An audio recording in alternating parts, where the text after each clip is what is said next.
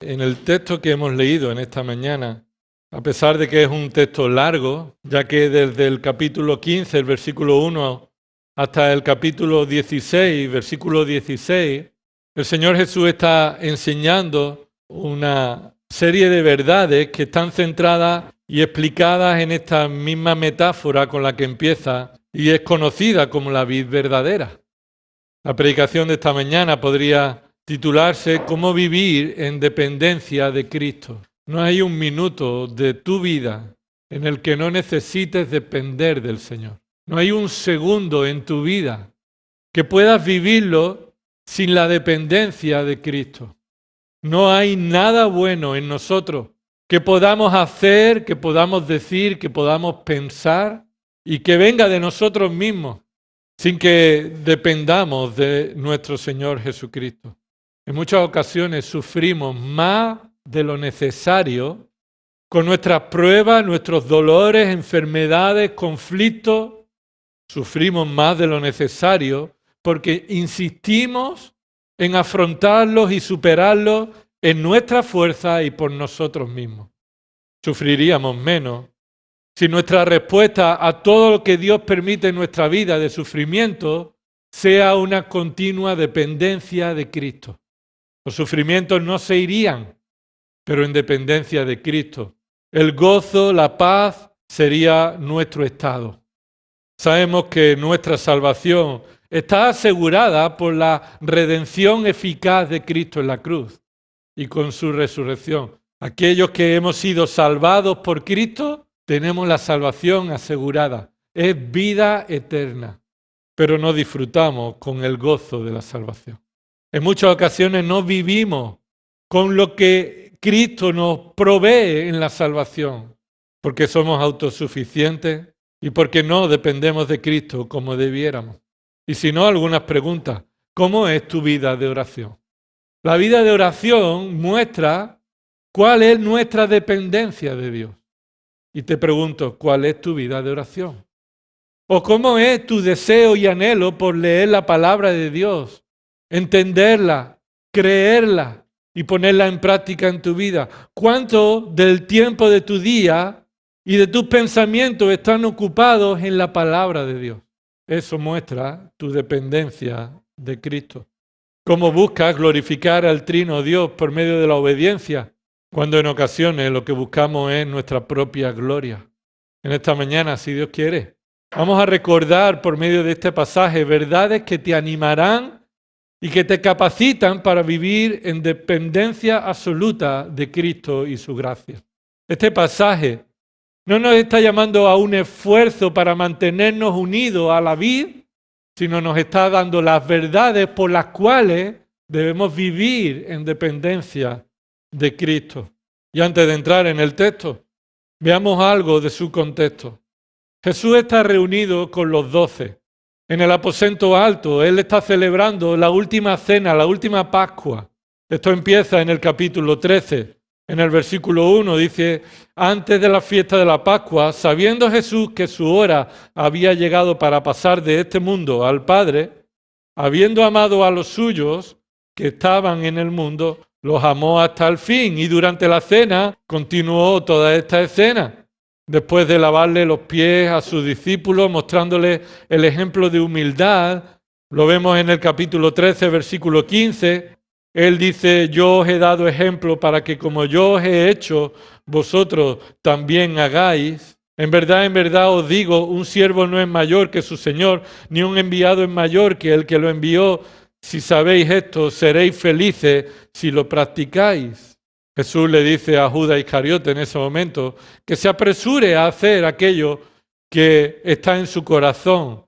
Un corazón no transformado, hipócrita, bajo el control y el dominio de Satanás, ha decidido y pactado con los sacerdotes entregar a Cristo. Versículo 27 del capítulo 13. Jesús después del bocado, versículo 17, y después del bocado Satanás entró en él. Entonces Jesús le dijo, lo que vas a hacer, hazlo pronto. Pero ninguno de los que estaban sentados a la mesa entendió por qué le dijo esto. Porque algunos pensaban que como Judas tenía la bolsa del dinero, Jesús le decía, compra lo que necesitamos para la fiesta o que diera algo a los pobres. Y Judas, después de recibir el bocado, salió inmediatamente y ya era de noche. En ese momento, cuando Judas sale de esa habitación, siendo de noche, entonces, dice el versículo 31, mira lo que dice ahí tu Biblia, entonces cuando salió, Jesús dijo, y aquí Jesús empieza a enseñarle a sus verdaderos discípulos, no a los 12 discípulos, incluido Judas, el cual no era un verdadero discípulo, sino un discípulo aparente. Y recordamos que cuando Jesús anunció que sería entregado por uno de los que estaba allí, ninguno pensó en Judas, pero Judas no era un verdadero discípulo. Su corazón no había sido transformado ni regenerado, pero él aparentaba ser uno de ellos. Cuando Judas ya no está, los discípulos que están allí tienen algo en común, son verdaderos discípulos. Y a ellos les va a enseñar varias verdades que son fundamentales para lo que está por delante. Entonces Jesús empieza a anunciarles a estos que Él va a cumplir la tarea que vino a realizar, buscar y salvar a los que se habían perdido por medio del sacrificio en la cruz. Observa el versículo 31. Ahora es glorificado el Hijo del Hombre y Dios es glorificado en Él. Si Dios es glorificado en Él, Dios también le glorificará a sí mismo y le glorificará enseguida. La tarea del Hijo cuando vino a la tierra fue glorificar al Padre de una manera clara y real. Y toda esta primera enseñanza nos lleva desde este versículo 31 hasta el capítulo 14, versículo 30. Capítulo 14, versículo 30. Mira lo que dice ahí. No hablaré mucho más con vosotros porque viene el príncipe de este mundo y él no tiene nada en mí. ¿A quién se refiere? Bueno, viene el príncipe de este mundo, es Satanás, está utilizando a todos los que están bajo su dominio, los que están en este mundo sin Cristo y sin salvación están bajo el dominio de Satanás. Y Judas, por medio de ser un enviado de Satanás, está cumpliendo la entrega de Jesús a los judíos. Dice el versículo 31, pero para que el mundo sepa que yo amo al Padre y como el Padre me mandó, así hago. Levantaos, vámonos de aquí. Hasta aquí llega una primera enseñanza de Jesús a sus discípulos. A diferencia de los eruditos, del cual era el lugar donde se encontraban y a donde se iban, no nos importa el lugar, sino que sabemos que hay un cambio de escenario. Y se levantaron y salieron de allí. Sabemos que estaban en el aposento alto, ¿verdad? Y que van en dirección al huerto. Lo que es muy probable es pensar que al salir de esa casa se encontraran en una especie de patio en el camino al huerto y sería posiblemente la razón de por qué el segundo discurso de Jesús comienza con una ilustración de una vid para enseñarles a los discípulos la verdad espiritual tan importante que ellos necesitan saber antes de enfrentar los sufrimientos de Cristo. Vemos que esta práctica era usual. Jesús utilizaba lo que se veía a su alrededor para enseñar verdades espirituales, como sucede en el capítulo 2, cuando estaban en medio del templo y Jesús, para hablar de la resurrección, dijo, derribad este templo y yo en 3 días lo edificaré. Él utilizó esa manera de hablar para hablar de su propio cuerpo, como dice el versículo 21 del capítulo 2 de Juan. Ahora, ¿qué significa esta parábola, esta metáfora más bien de la vid verdadera? Jesús comienza el capítulo 15, su segundo discurso, con una declaración contundente, una metáfora extendida de una vid, los sarmientos y un labrador. Y esto nos lleva hasta el capítulo 16, versículo 16. ¿Qué es una metáfora?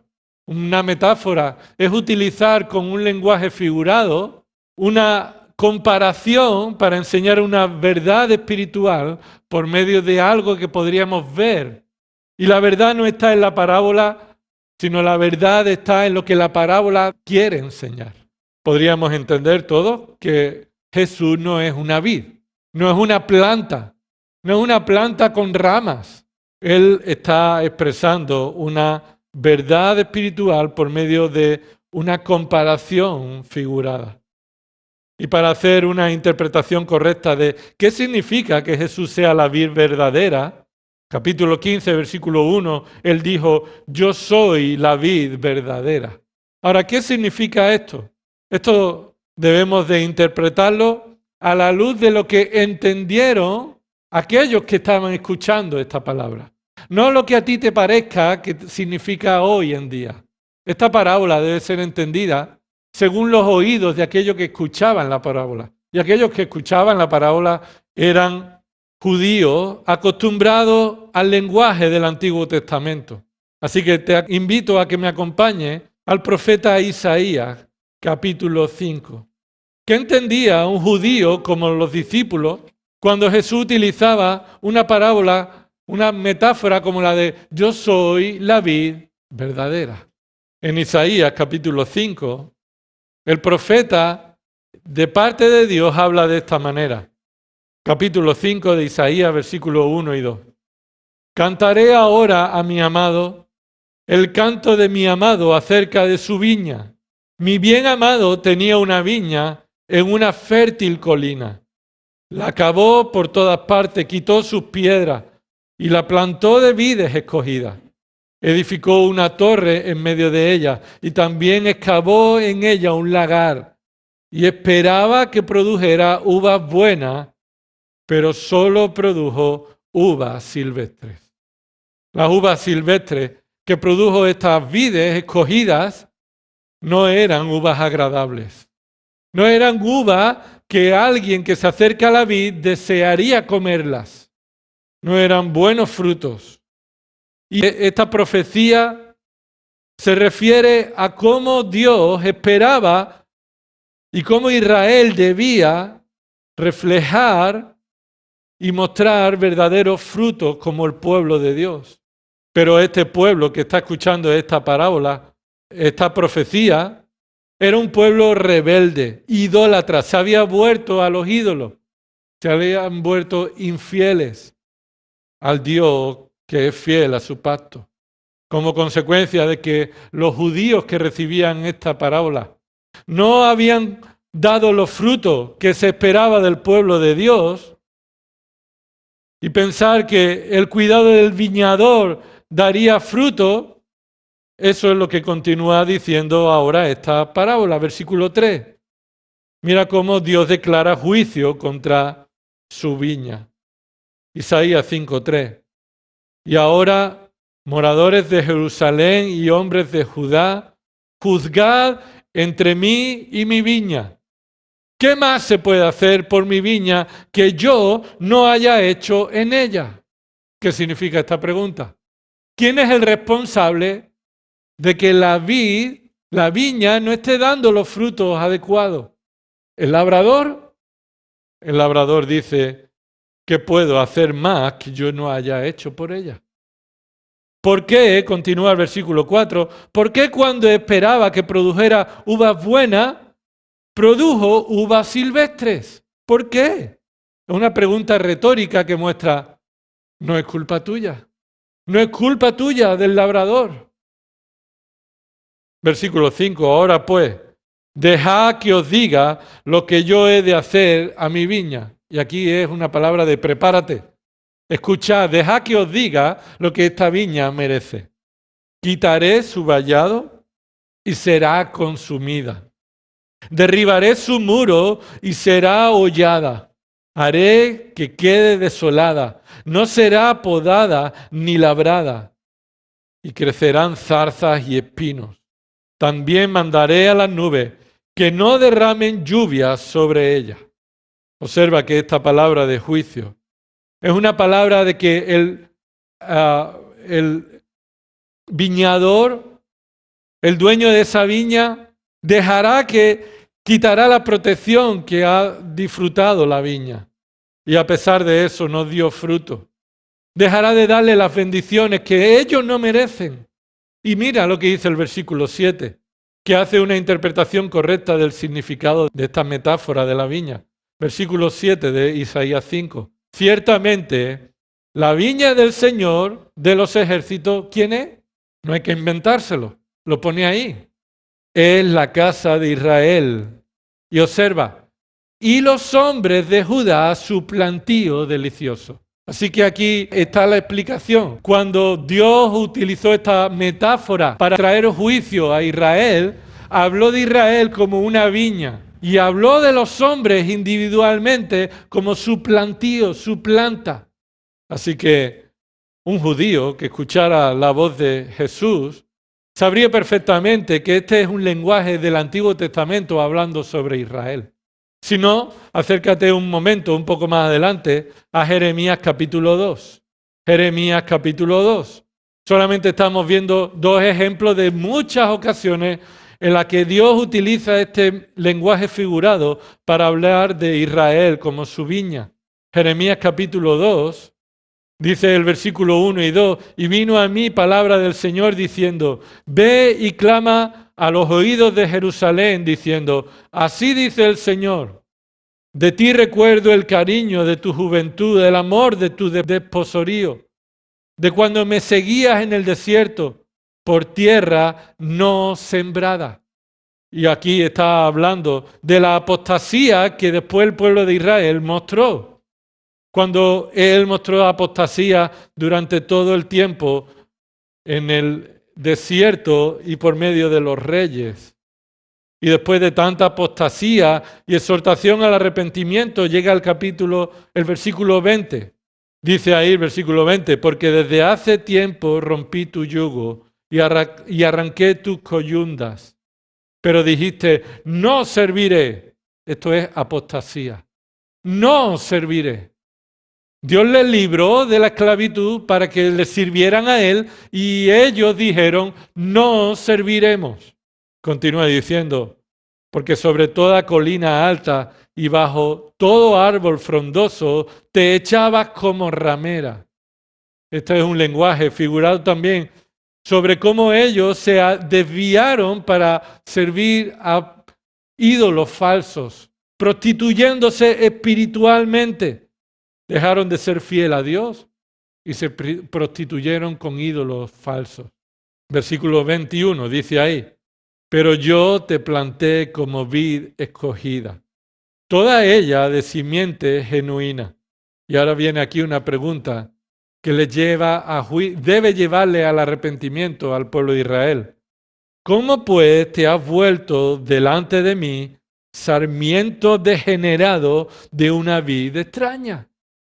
En definitiva, cuando el Antiguo Testamento hablaba de manera figurada sobre la vid, se estaba refiriendo al pueblo de Israel y a los judíos en general, para mostrar que ellos no dieron los frutos que debían haber dado y que se esperaba del pueblo de Israel, el pueblo escogido de Dios. En el caso de que algunos de los 11 discípulos no tuvieran tal conocimiento del Antiguo Testamento como para entender que qué significaba que Jesús dijera yo soy la vid verdadera, el mismo Jesús utilizó en alguna de sus enseñanzas este significado de la vid. Acompáñame a Mateo 21. Mateo 21 nos muestra cómo Jesús habla las parábolas también para enseñar verdades espirituales delante de sus discípulos. Y en el versículo 23, los principales sacerdotes y los ancianos del pueblo, es decir, el poder religioso y político de aquella época, de los judíos, pusieron en duda la autoridad de Jesús. Mateo 21, 23. Cuando llegó Jesús al templo, los principales sacerdotes y los ancianos del pueblo se le acercaron mientras enseñaba diciendo, ¿con qué autoridad haces estas cosas? ¿Y quién te dio esta autoridad? Continúa Jesús hablando en el templo a estos principales sacerdotes y a los ancianos que se le acercaron y le responde con dos metáforas relacionadas con este tema, con la viña. La primera comparando dos tipos de hijos enviados por su padre a cuidar una viña. Y uno dijo que no iría, pero después se arrepintió y fue. Y uno dijo que iría, pero después no lo cumplió y no fue. Así Jesús les enseñó y les contrastó qué tipo de hijos sois vosotros. Los que aparentáis que obedecéis, pero después no obedecéis. O sois de aquellos que han estado desobedeciendo, pero llega un momento que se arrepintieron y obedecen. La segunda explicación es un poco más extensa. Mateo 21, versículo 33. Escuchad otra parábola. Había una vez un hacendado que plantó una viña y la cercó con un muro y cavó en ella un lagar y edificó una torre, la arrendó a unos labradores y se fue de viaje. Qué similitud, ¿verdad? Con Isaías. Parece que es calcado, que Jesús está tomando lo que el profeta Isaías dijo y estaba escrito, y él toma esta parábola de nuevo. Versículo 34. Y cuando se acercó el tiempo de la cosecha, envió sus siervos a los labradores para recibir sus frutos. Pero los labradores, tomando a los siervos, a uno lo golpearon, a otro lo mataron y a otro lo apedrearon. Volvió a mandar otro grupo de siervos mayor que el primero y les hicieron lo mismo. Finalmente les envió a su hijo diciendo, respetarán a mi hijo. Versículo 38. Pero cuando los labradores vieron al hijo, dijeron entre sí, este es el heredero. Venid y matémoslo y apoderémonos de su heredad. Versículo 39. Y echándole mano, lo arrojaron fuera de la viña y lo mataron. Cuando venga, pues, el dueño de la viña, ¿qué hará a esos labradores? Es clara, ¿verdad? Es clara la enseñanza de algo que está por suceder en ese tiempo. Cristo todavía no murió, pero Cristo les está enseñando que desde sus padres y por los profetas, ellos están actuando como hicieron sus antepasados. Mataron a los profetas, mataron a los que Dios mandó para que se arrepintieran, no dieron fruto de arrepentimiento. Y ahora viene el Hijo. Y ellos van a hacer de nuevo lo que habían hecho con los profetas. Aún más, querrán matar al Hijo para apoderarse de lo que no es suyo. ¿Entenderían estas personas lo que Jesús estaba diciendo? Mira el versículo 41. Ellos le dijeron, llevará a esos miserables a un fin lamentable y arrendarán la viña a otros labradores que le paguen los frutos a su tiempo. Versículo 45. Al oír sus palabras, los principales sacerdotes y los fariseos comprendieron que ¿qué? Que hablaba de ellos. Que hablaba de ellos. Ellos eran los que debían haber honrado al Hijo y darle el fruto que el Hijo merecía, pero ellos eran los que matarían al Hijo. Y esta metáfora es usada por Jesús y ellos lo entendieron. Jesús utilizó esta metáfora para hablar a sus discípulos de quién es Él y los discípulos debían entender. Así que, ¿qué significa que Jesús es la vid verdadera? Vuelve conmigo a Juan capítulo 15, versículo 1. No puede ser otra cosa que Jesús sea el verdadero judío que daría los frutos apacibles, los frutos agradables, los frutos reales. Observa el versículo 1, yo soy la vid verdadera. Esa palabra verdadera en el original en griego significa genuina, auténtica. La vid real es un adjetivo que identifica a Jesús, no solo a Jesús como una vid, sino una vid diferente a todo el hombre, a todos los hombres, a todo Israel, a todo pueblo. Jesús está al margen de Israel y de lo que Israel estaba haciendo. Él está diciendo, yo soy la verdadera vid, el verdadero hombre perfecto, el Dios hecho hombre y que cumple a la perfección la justicia de Dios. Los hombres de Judá son vides cuidadas por Dios, pero que no dieron el resultado que se esperaban porque sus corazones estaban afectados por el pecado. Y mira, lo que tú y yo necesitamos no es que Dios nos coloque en un vallado y coloque una torre en medio de nosotros y nos limpie de toda mala hierba. Lo que tú y yo necesitamos no es que Dios nos rodee de una buena circunstancia, de un buen ambiente, de unas buenas condiciones. Entonces el bien saldrá de mí. Este es el principio que está a lo largo de toda la Escritura. Que aún Adán, estando en una situación perfecta, en un ambiente perfecto, Adán no era justo. Él fue inocente hasta que Dios estableció su ley y le advirtió de las consecuencias y Adán pecó. Y habiendo pecado Adán, toda la humanidad pecamos con él en ese mismo momento. Y todos arrastramos las mismas consecuencias porque pecamos con Adán. Nacemos con el pecado. Somos pecadores desde nuestro nacimiento. Y por esa razón pecamos. Y entonces no necesitamos que Dios nos limpie el exterior. Necesitamos un cambio radical del corazón. Así que hay dos pámpanos diferentes. Un sarmiento es el que da fruto y otro es el que no da fruto. El sarmiento que da fruto es aquel que Dios ha cambiado su corazón por la obra del Espíritu Santo. Él ha obrado en el corazón cambiando un corazón de piedra que es inútil de producir fruto por un corazón de carne, un corazón que producirá los frutos que el Espíritu Santo le capacitará.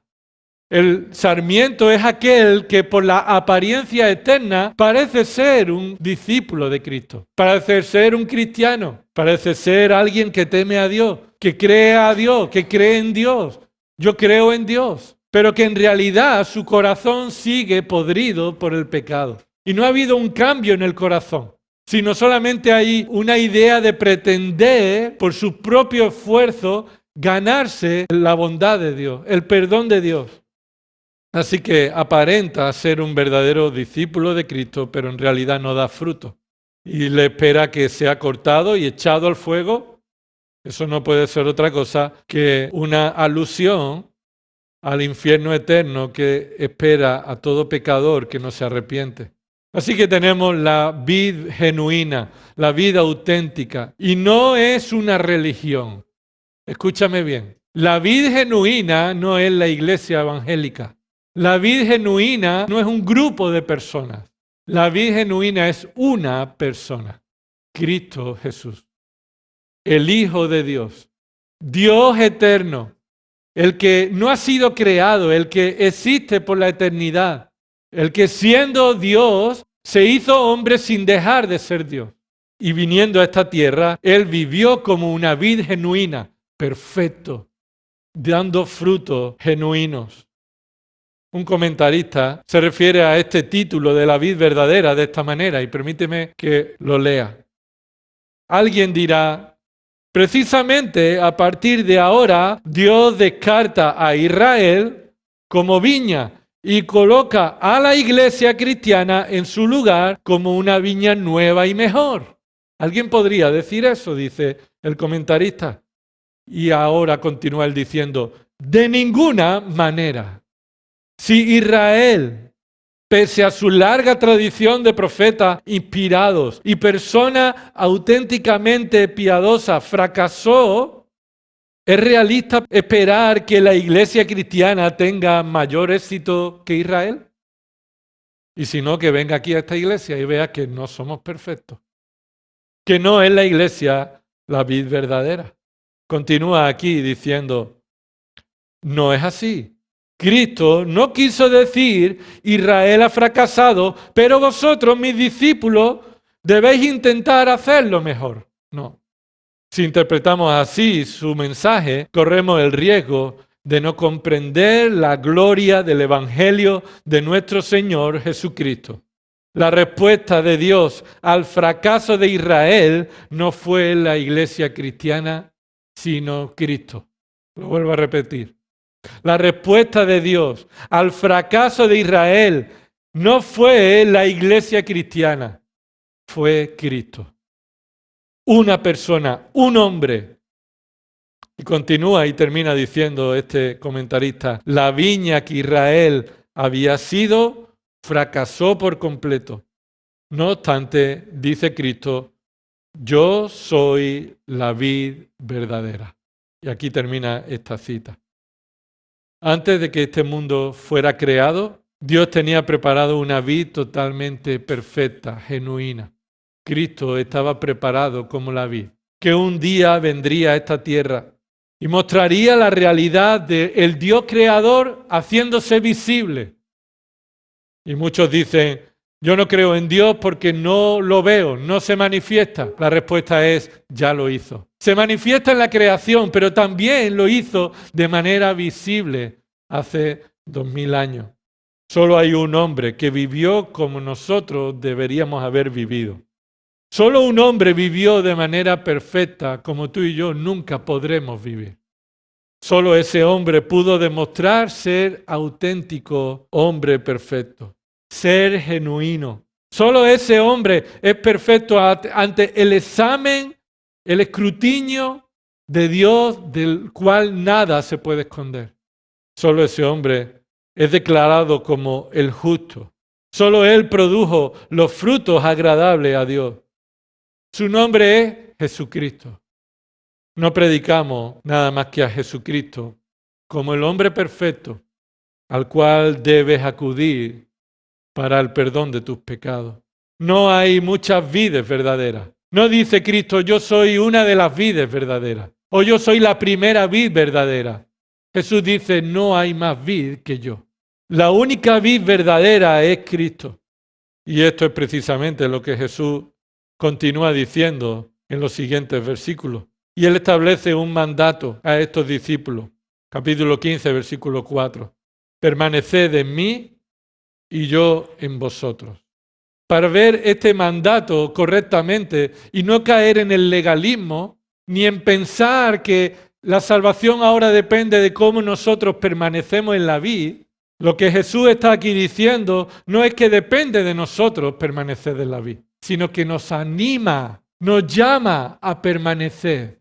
No es que dependerá de nosotros, pero somos responsables de cuando no dependemos de nuestro Señor. Mira el versículo 4, se nos avisa y se nos dice, como el sarmiento no puede dar fruto por sí mismo si no permanece en la vid, así tampoco vosotros si no permanecéis en mí. Aquí Jesús nos está llamando a permanecer en dependencia suya, a tomar de las riquezas que Él nos ha provisto. No a que nosotros nos convenzamos que ahora podemos por nosotros mismos producir algún fruto agradable a Dios. Ya que Jesús dice, separados de mí, ¿cuántas cosas podemos hacer? Nada podéis hacer. Así que lo que Jesús está llamándonos es a nuestra dependencia de Él. ¿Cómo vives dependiendo de Cristo? ¿Cómo vives en dependencia de Cristo? ¿Qué significa permanecer en Cristo? Para responder esa pregunta, debemos señalar el propósito de por qué Jesús escribe esto. Jesús nos está enseñando que dependerá de nosotros el que consigamos permanecer en Cristo para dar fruto. No nos dice que dependerá de nosotros, que no es por nuestro esfuerzo que nos mantendremos salvos. Jesús enseña esto, escúchame. Jesús enseña esta parábola para consolar y fortalecer al creyente. Jesús enseña esta parábola para consolar y fortalecer al creyente, a estos discípulos y a todos en general, durante nuestra vida cristiana, de cómo debemos enfrentar el sufrimiento, la oposición, la hostilidad para la gloria de Dios. ¿Cómo podrá el creyente enfrentar la vida cristiana que nos espera? El propósito de esta metáfora y la necesidad de permanecer en dependencia de Cristo se encuentra en medio de la enseñanza. Observa el capítulo 16. Mira en tu Biblia, versículo 1. Esta es la razón de por qué Jesús enseña esta metáfora de depender de Cristo. Dice así, estas cosas os he dicho para que no tengáis tropiezo. Os expulsarán de la sinagoga, pero viene la hora cuando cualquiera que os mate pensará que así rinde un servicio a Dios. Y harán estas cosas porque no han conocido ni al Padre ni a mí. Pero os he dicho estas cosas para que cuando llegue la hora os acordéis de que ya os había hablado de ellas. Y no os dije estas cosas al principio porque yo estaba con vosotros, pero ahora voy al que me envió y ninguno de vosotros me pregunta ¿a dónde va? Mas porque os he dicho estas cosas, ¿qué vino a ellos? la tristeza ha llenado vuestro corazón. ¿Cómo Dios consuela a un creyente que está en la tristeza?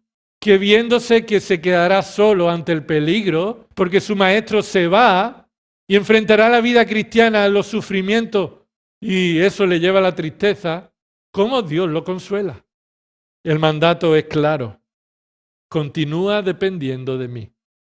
Continúa dependiendo permanentemente en mí.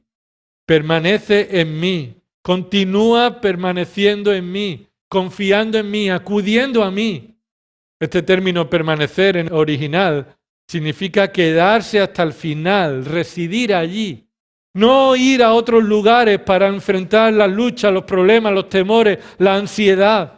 No ir a la psicología del mundo, no ir a las pastillas que te ofrecen ellos y que te adormecen. No ir a los engaños que el mundo te ofrece, sino que continúa, a pesar de los sufrimientos, en dependencia de aquel que te ha salvado.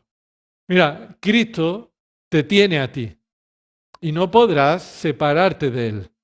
Romanos capítulo 8 dice que nada nos podrá separar del amor de Dios que es en Cristo Jesús.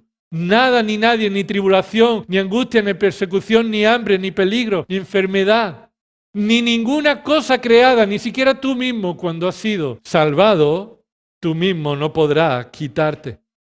Así que permanece en la vida significa ahora que estás en Cristo, continúa dependiendo de Él. Lo primero que has de hacer es depender de Él. Y quiero que veamos en esta mañana 3 verdades que te animan a vivir en dependencia de Cristo. 3 verdades que vemos en esta enseñanza que te ayudan y te animan a vivir la vida cristiana en dependencia permanente en Cristo. Y esto, hermanos, lo necesitamos, pongamos atención. Continuamente en nuestra vida necesitamos recordar estas 3 verdades. Para vivir la vida cristiana, a pesar de los sufrimientos, a pesar de tu pecado y el pecado de los hermanos, necesitas estas 3 verdades para seguir dando los frutos que glorifican a Dios. En primer lugar, reconoce la obra de la gracia del Padre. Reconoce la obra de la gracia del Padre. Es decir, lo primero que debes recordar y se ve en esta enseñanza es la obra que Dios Padre ha hecho en ti. Podríamos esperar que estas 3 verdades que te animan son cosas que tú debes hacer. Pero lo que tú debes hacer es recordar lo que Dios hace y ya ha hecho y continúa haciendo. Y que se te olvida, se nos olvida. En primer lugar, la gracia del Padre se muestra como una obra de santificación. Observa el versículo 2. Él es el labrador y su tarea es clara, versículo 2. Todo sarmiento que en mí no da fruto lo quita. Es decir, el Padre lo que hace es quitar a todos aquellos que aparentan ser creyentes, pero en realidad no lo son. Tarde o temprano el Señor los quitará. Los arrancará como pasó con Judas, ¿verdad? Ahora, ¿cuál es la obra del Padre con sus verdaderos hijos? Dice ahí, y todo el que da fruto, esto es, el verdadero creyente, ¿qué hace? Lo poda, o como lo dice la Reina Valera, y en el original literalmente es lo limpia. Lo limpia con el propósito ¿de qué? De que dé más fruto. Así que, si eres hijo de Dios, recuerda la obra de la gracia del Padre que te está santificando. Todas circunstancias que Él permite en tu vida, Él te santifica. Por medio de su palabra, Él te santifica para que des fruto en respuesta a lo que Él permite en tu vida. ¿Cuál es la obra de gracia del Padre? Versículo 8, que le glorifiquemos cuando somos santificados. Que la santificación tiene un propósito final y es su gloria. Así que recuerda que todo se trata de Él, no de ti. Mira conmigo el versículo 8. En esto he glorificado a mi Padre, en que deis mucho fruto, y así probéis que sois mis discípulos. Esto es una prueba, una demostración de ser discípulos de Cristo. Y es que estamos dando fruto, ¿para qué?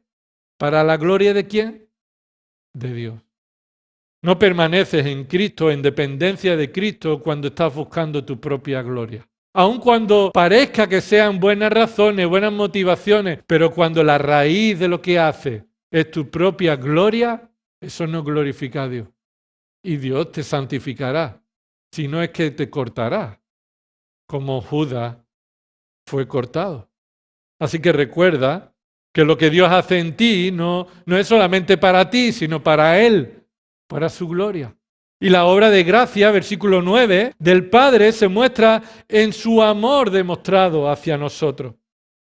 Mira el versículo 9, como el Padre me ha amado, así también yo os he amado, permaneced en mi amor. Así que lo que nos está diciendo Cristo es, mirad, yo os amo porque el Padre me ama a mí y os ama a vosotros, enviándome a ocupar vuestro lugar en la cruz. El amor del Padre es un amor singular. Dios ama a toda la creación de una manera general, siendo bondadosos con ellos. Hay idólatras que continúan hoy adorando a imágenes. Y toda la humanidad que está en contra de Dios todavía está viviendo y disfrutando de las bendiciones que da la lluvia, el agua. Esa es una expresión de la bondad, del amor de Dios. Pero hay un amor singular, peculiar, particular que Dios tiene con sus hijos, con aquellos que Él salva por medio de Cristo. Ese es el amor en el cual debemos depender para enfrentar nuestra vida cristiana. No hay nada que haya en nosotros que merezcamos ser amados por Dios. Un amor desmerecido. Un amor de su gracia. Merecíamos su ira, pero Él nos ama por medio de Cristo. Recuerda la autoridad del Padre mostrada en la revelación de su palabra. Dice el versículo 10, si guardáis mis mandamientos, permaneceréis en mi amor, así como yo he guardado los mandamientos de mi Padre y permanezco en su amor. ¿Los mandamientos de quién? Del Padre. El Padre tiene el derecho, la autoridad de establecer los mandamientos, pero es que además también nos provee de la santificación para crecer en obediencia a Él y demostrar así que somos hijos suyos. Hermano, debe permanecer en dependencia de Cristo por la obra del Padre. Lo que tienes en Cristo no lo tienes por merecimiento. Lo que tienes en Cristo lo tienes por gracia suya, soberana. Él no tenía por qué haber salvado a nadie y continuaría siendo justo y perfecto. Pero Él, por su gracia, ha entregado a su Hijo Jesucristo para que todos aquellos que creen en Él sean llamados hijos del Padre. Hemos dicho en primer lugar, recuerda la obra de gracia del Padre. En segundo lugar, recuerda la obra de gracia del Hijo. Recuerda la obra de gracia del Hijo. Es decir, aquí el Hijo está mostrando realidades espirituales que Él ya nos ha dado y que por medio de esas verdades y riquezas, ahora nosotros debemos depender de Él. Debemos acudir a Él. Escúchame, mira, estas cosas que Él mismo dice. Versículo 4. Hemos sido unidos a Cristo por gracia. Esto es, hemos sido por el Espíritu Santo unidos en una unión inseparable con Cristo en su muerte y en su resurrección. Capítulo 15, versículo 4. Permaneced en mí y yo en vosotros. ¿Esto qué significa? Que la permanencia con Cristo es una unión inseparable. Él está en nosotros y nosotros estamos en Él y nadie nos podrá separar de esa unión perfecta. Y te invito a leer Romanos capítulo 6, donde se nos habla de esa unión con Cristo, lo cual nos indica que ahora tenemos la capacidad de decirle no al pecado y poder vivir para la justicia de Dios. Así que no te has unido a Cristo, sino que Él te unió a Él. El Padre te injertó por la obra del Espíritu Santo en la vid verdadera. Y ahora te ha unido y tú no te puedes separar de Él. Entonces, ¿qué hacemos, hermano, para vivir la vida cristiana? Debemos depender de aquel en quien ya estamos unidos. Ya estamos unidos. No debemos unirnos de nuevo. Debemos disfrutar del gozo de pertenecer a Cristo. Otra obra de gracia reconoce que es por su palabra que somos limpiados. Versículo 4 dice ahí, permaneced en mí y yo en vosotros. Como el sarmiento no puede dar fruto por sí mismo si no permanece en la vid, así tampoco vosotros si no permanecéis en mí. Yo soy la vid, vosotros los sarmientos, el que permanece en mí y yo en él, ese da mucho fruto porque separados de mí nada podéis hacer. Y continúa diciendo, Si alguno no permanece en mí, es echado fuera como un sarmiento y se seca, y lo recogen y los echan al fuego y se queman. Versículo 7, si permanecéis en mí y mis palabras permanecen en vosotros, pedid lo que queráis, os será hecho. Esta palabra que permanece en nosotros es la palabra que dice el versículo 3, vosotros ya estáis limpios, ¿por qué? Mira lo que dice ahí la Biblia. Vosotros ya estáis limpios por la palabra que os he hablado. La manera en la que el Padre nos poda es por medio de la palabra que el Cristo nos habló y que Cristo cumplió por nosotros. Es la palabra de Dios a la que debes acudir para depender de Cristo, porque es ella la que nos limpia de todo pecado, limpia nuestra conciencia, renueva nuestra mente, nos dirige en nuestro camino, nos alumbra en la oscuridad, nos hace ver las cosas como en realidad son y no como las que creemos que son. Versículo 7. Recuerda la obra de Cristo de gracia cuando su amor es el que nos ha salvado. No solamente el amor del Padre, sino el amor del Hijo. Versículo 7. Si permanecéis en mí, mis palabras permanecen en vosotros, pedid lo que queráis y os será hecho. En esto he glorificado a mi Padre, en que deis mucho fruto y así probéis que sois mis discípulos. Y como el Padre me ha amado, así también yo os he amado. El Padre y el Hijo no necesitan convencerse y ponerse de acuerdo en a quién van a amar. El Padre ama a los mismos que el Hijo ama, los cuales son aquellos que han sido unidos a Cristo. Tú has sido salvado por el amor de Cristo. Así que debes vivir en dependencia de aquel que te sigue amando. Debes seguir el testimonio de Cristo, el cual nos guía en toda nuestra vida. Versículo 10. Si guardáis mis mandamientos, permaneceréis en mi amor, así como yo he guardado los mandamientos de mi Padre y permanezco en su amor. Observa que ahí esa palabra, así como yo, nos está diciendo que Cristo es el modelo y testimonio y Él nos muestra la manera en que nosotros vamos a vivir en el amor del Padre, guardando sus mandamientos. Del mismo modo que Él lo hizo, nosotros lo haremos en dependencia suya. Yo es que hay cosas que no puedo dejar, pues eso significa que no estás acudiendo a quien debes acudir. Hay cosas que yo sé que están mal, son pecados, pero es que ni siquiera me doy cuenta. Eso es porque no estás expuesto a la palabra de Dios que limpia tu mente y no estás siguiendo el testimonio de Cristo que guía tu vida. Acude a Cristo y recuerda su obra, porque en Cristo está el gozo que te llena por completo. El gozo que te llena por completo. Observa el versículo 11. Estas cosas os he hablado, ¿para qué? Mira lo que pone en tu Biblia. Para que mi gozo esté en vosotros y vuestro gozo sea perfecto. Esa palabra perfecto es completo. Un gozo completo, hasta el borde. El gozo no es felicidad, no es una felicidad puntual, es un estado continuo de satisfacción. El gozo es un estado continuo de satisfacción, de estar ya satisfecho. El gozo es el gozo de Cristo, que satisface nuestras necesidades. Y en medio de nuestra vida cristiana, el verdadero gozo de Cristo es permanecer en Él. Permaneciendo en Él, entonces tú estarás viviendo una vida gozosa como estamos estudiando los viernes en Filipenses. Que da igual que estés en la cárcel o que tengas necesidades o que incluso estés en medio de un conflicto entre hermanos, el gozo de Cristo es el que te fortalece, es el que te llena por completo. Los hombres buscan el gozo en muchas cosas y no lo encontrarán, nunca lo encontrarán fuera de Cristo.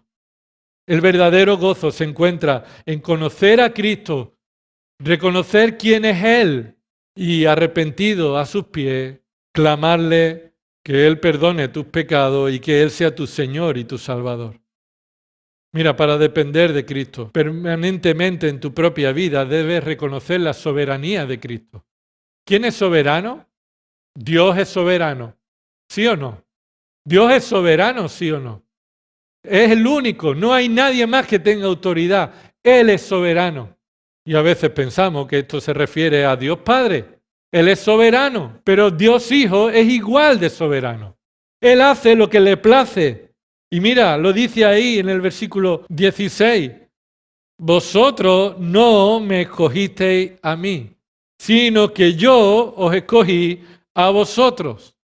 ¿Escuchas bien? ¿Lo lees bien? Es decir, ¿quién aceptó a quién? Vosotros no me escogisteis a mí. Aunque en un momento de nuestra vida nosotros tomamos una decisión, eso sucedió como consecuencia de lo que Dios ya decidió sobre mí. Así que Dios me escogió a mí, por tanto cambió mi corazón para que ahora yo tenga el deseo de escogerlo a Él. Y continúa diciendo en el versículo 17, esto os mando que os améis los unos a los otros. Si el mundo os odia, sabéis que me ha odiado a mí antes que a vosotros. Si fuerais del mundo, el mundo amaría lo suyo. Pero como no sois del mundo, sino que ¿qué? Que yo os escogí de entre el mundo. Esa palabra de entre el mundo significa que nosotros estábamos en el mundo, igual que todos los que están en el mundo, y Él nos escogió y nos sacó del mundo y ya no pertenecemos al mundo. Esa es la soberanía de Cristo.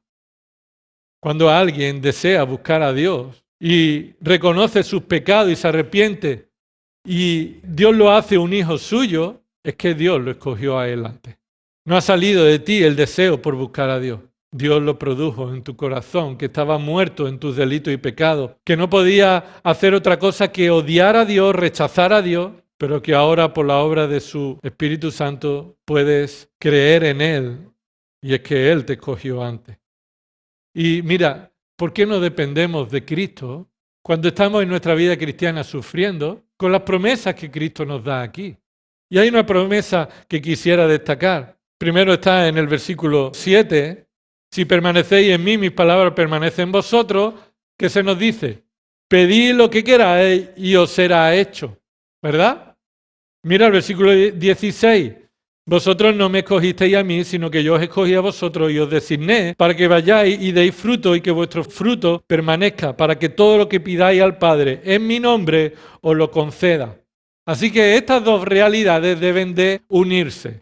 El versículo 7 no es un cheque en blanco para que pidas lo que quieras. El versículo 7 debes verlo a la luz del versículo 16. ¿Qué significa lo que queráis? Del versículo 7, pedid lo que queráis. Pedid lo que queráis es versículo 16. Pedid al Padre en el nombre del Hijo. ¿Y qué significa pedir al Padre en el nombre del Hijo? No significa otra cosa que esto, escucha. Pedir al Padre lo que Cristo pediría al Padre. No lo que a ti te venga en gana, no lo que tú deseas y tú quieras, sino aquello que el Hijo le pediría al Padre. Lo que el Hijo le pediría al Padre, Dios te lo dará. ¿Sabe por qué? Porque el Hijo no pedirá algo que vaya en contra de la voluntad del Padre. Jesús cuando oró siempre diciendo, hágase tu voluntad y no la mía. En un sentido, en los dos versículos se nos relaciona la palabra de Dios con pedir al Padre. Así que lo que debas orar debe ser conforme a la voluntad que Dios ha revelado en su palabra. Oh Dios, yo quiero que tú me des esto, porque me dijiste que todo lo que pida tú me lo darás. Es una promesa y no es verdad. Él no ha prometido que te dará todo lo que tú quieras. Él ha prometido darte todo lo que tú pidas conforme a su propia voluntad revelada, lo mismo que el Hijo pediría. Así que sí, podemos orar por la salvación de los familiares, pero Dios salvará a los que Él quiera salvar. Sí, podemos orar por un examen que tengas esta semana, pero no puedes orar en contra de lo que Dios te manda, que seas responsable y estudies. Nuestra oración debe ser conforme a la voluntad revelada de Dios. Y debemos estar dispuestos a que Dios responda a nuestras oraciones conforme a su voluntad perfecta. En tercer lugar, debemos reconocer y recordar la obra de la gracia del Espíritu Santo. ¿Ves que esto es una obra trinitaria? Aquí Jesús está diciendo, el único Dios en tres personas está involucrado en daros todo lo necesario en la vida cristiana. Y el Padre os cuida, os poda, os limpia, os santifica, todo para su gloria. El Hijo os escoge, os trae a Él, os ama. Él intercede por vosotros. Pero el Espíritu Santo está ahí. Porque continúa diciendo el versículo 26, cuando venga el Consolador, y observa que esto es después de decirle lo que os harán. Os darán lo que a mí me dieron, y más todavía. Sin causa me odiaron y a vosotros os odiarán. Así que cuando venga el otro Consolador, y el Consolador es a quien dice, yo enviaré del Padre, es decir, el Espíritu de verdad que procede del Padre, Él dará testimonio de mí. Él dará testimonio de mí. Así que necesita reconocer y recordar que el Espíritu Santo fue la promesa cumplida del Padre y del Hijo. Dios está gobernando todas las cosas y todo está bajo su control, está presente en todo lugar. Pero el Espíritu Santo está morando. Es el sello que está en el creyente. Ni va ni viene, como en el Antiguo Testamento, Él ha hecho su habitación en ti. Si tú eres hijo de Dios, si estás en la vid, sabes que Él está en ti por medio del Espíritu Santo. El Dios soberano, poderoso, creador, está en mí. ¿Cómo entonces, hermanos, podemos vivir la vida cristiana en autosuficiencia cuando Él está en nosotros? No hay que ir a un local para orar. No hay que ir a una persona para orar. No hay que ir a nadie. Él está en el creyente. Él nos ayuda a orar como debemos, como dice Romanos 8. Pero además Él es el que te convenció y convencerá al mundo de pecado. Dice ahí el versículo 7, pero yo os digo la verdad, os conviene que yo me vaya, porque si no me voy, el Consolador no vendrá a vosotros. Pero si me voy, os lo enviaré. Y cuando Él venga, convencerá al mundo de pecado, de justicia y de juicio. De pecado porque no creen en mí. El Espíritu Santo convencerá al mundo del pecado y los llevará al arrepentimiento. Esto no es a cada individuo, sino a los individuos que Él ha escogido para convencer de pecado. Versículo 10. Él convencerá de justicia, porque mostrará que el único justo es el Hijo. Y todos tendremos que abandonar nuestro esfuerzo de nuestra propia justicia. No hay nada que podamos hacer. El único justo es Cristo. Y Él convencerá de juicio, porque el príncipe de este mundo, Satanás, ha sido juzgado y derrotado. Y un día Cristo vendrá y ejecutará de manera definitiva su juicio. Además, el Espíritu Santo es el que nos enseña y nos guía. Versículo 12. Aún tengo muchas cosas que deciros, pero ahora no las podéis soportar. ¿Y por qué no las pueden soportar? Precisamente versículo 13. Pero cuando el Espíritu de verdad venga, os guiará a toda la verdad. ¿Por qué podemos soportar la verdad de Dios? Porque el Espíritu Santo nos guía. Y además nos habla, porque no hablará por su propia cuenta, sino que hablará todo lo que oiga y os hará saber. Él nos guía, nos habla, nos enseña, nos hace saber por medio de su palabra, aquí escrita. No por sueños, no por otras personas, ni revelaciones proféticas. No, todo está ya escrito en este libro. Y fuera de este libro no hay palabra de Dios. ¿Por qué no venimos a la palabra, hermanos? ¿Por qué no dependemos en nuestra vida cristiana de noche y de día? Terminamos. En una ocasión, cuando el misionero Hudson Taylor pasó la noche en la casa de un amigo y éste le preguntó, ¿estás siempre consciente de permanecer en Cristo? Taylor le respondió, anoche, mientras yo dormía, dejé de permanecer en su casa porque no estaba consciente de ello. Hudson Taylor estaba dormido en su habitación, dejó de ser consciente de dónde estaba. Pero la pregunta de Hudson Taylor es, ¿por ello dejé de estar en esta casa? De la misma forma, jamás debemos pensar que no permanecemos en Cristo porque no estemos conscientes de ello. La realidad de estar en Cristo es una verdad espiritual incambiable, eterna. Y aunque haya momentos en tu vida en que no eres consciente de ello, esa es la realidad y no cambiará.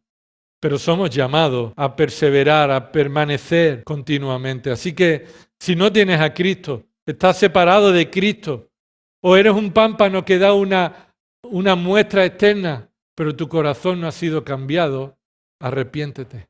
En el nombre de Cristo te llamamos, reconcíliate con Dios por medio de Cristo. Abandona todo esfuerzo de tu propia justicia. No vengas a Cristo para que solucione tus problemas. Ven a Cristo porque Él es glorioso, el Salvador, y Él merece toda la gloria. Él te librará de tus pecados si tú te arrepientes y acudes a Él y reconoces que Él murió en tu lugar en la cruz y resucitó demostrando haber vivido una vida perfecta.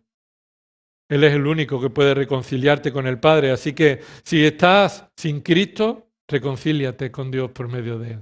Arrepiéntete de tus pecados. Pero si estás con Cristo, si has sido unido a Cristo, no te olvides de estas verdades. Medita en ellas. No pierdas la conciencia de tu realidad espiritual, porque eso te guiará, te ayudará, te fortalecerá. Lee durante esta semana Efesios capítulo 1 al 3. Por favor, lee esta semana Efesios capítulo 1 al 3. Porque ahí encontrarás las bendiciones y las riquezas que en Cristo ya hemos poseído, los que estamos en Cristo. Entonces el Señor nos limpiará de todo orgullo, soberbia, pretensión en nuestras propias fuerzas, de continuar en nuestro propio esfuerzo y nuestra propia opinión, si confesamos nuestros pecados. Comparte con los hermanos el Evangelio. Rodéate del Evangelio. Habla del Evangelio. A creyentes y a no creyentes, el Evangelio esté en tu corazón. Predícate el Evangelio todo el tiempo. Recuerda la gracia y la misericordia de Dios en tu vida. Y después de esto, toma decisiones. Tu vida no puede seguir igual. No puede continuar así. Ni siquiera la vida del creyente puede continuar de una manera satisfactoria como la que vivimos. Tienes que tomar decisiones, ocuparte en tu salvación con temor y temblor, abandonar lo que este mundo te ofrece y acudir a Cristo, en quien tenemos el gozo suficiente. Vamos a orar. Gracias, Señor, te damos por tu palabra, por las verdades que tú ya nos has dado en Cristo, porque tú eres trino, único, perfecto, y tu obra, Señor, de reconciliarnos contigo, de hacernos permanecer en Cristo, de limpiarnos, de darnos el gozo, Señor, de fortalecernos, de responder a las oraciones conforme a tu voluntad. Todo esto tú ya nos lo has dado. Señor, ayúdanos a meditar en ello, a tomar decisiones que te glorifiquen, a vivir para ti y no para nosotros. Y Señor, también queremos pedir que tú traigas salvación a los que están perdidos. Son responsables de su pecado y quieren confiar en su propia justicia. Señor, que tú los traigas al arrepentimiento y a la fe genuina que solo en Cristo Jesús se encuentra. Y Señor, haznos participar de este pan, de este vino de una manera digna. Que examinemos nuestro corazón, que tú limpies nuestra mente, nuestra conciencia. Señor, gracias por la sangre de Cristo derramada en la cruz. Gracias por su cuerpo molido y abatido y maldito en esa cruz, el cual no lo merecía, sino que lo hizo voluntariamente en nuestro lugar por gracia. Y Señor, queremos pedirte que lo podamos tomar y participar con un testimonio consciente de que pertenecemos al cuerpo de Cristo. Que no podemos vivir amándote a ti si no estamos amando a nuestros hermanos. Si no estamos sacrificándonos por nuestros hermanos. Si no estamos humillándonos ante tu señorío, Señor, y ante tu voluntad en tu iglesia. Señor, trae convencimiento de pecado a cada uno de nosotros y también el consuelo de tu gracia. En el nombre de Jesús. Amén.